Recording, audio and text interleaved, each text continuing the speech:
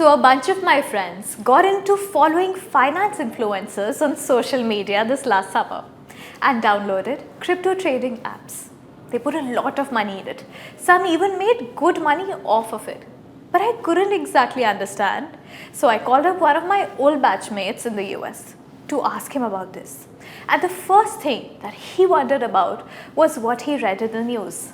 If cryptocurrency is even legal in India. Is it even legal anymore?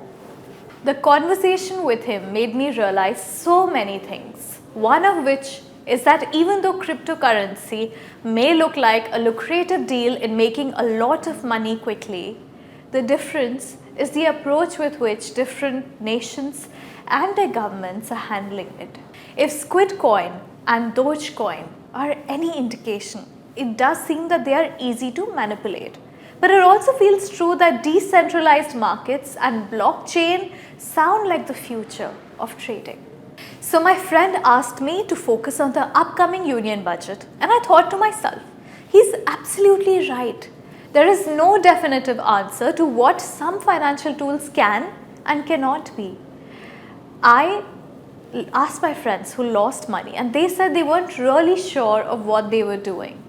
Even the ones who are holding have sold all their crypto and are eagerly waiting for the union budget.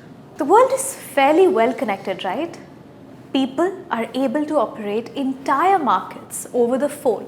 When everyone has a crypto trading application on their phones, it is also fair to expect of the union budget a clearly defined taxation and the regulations on their trade and the exchange.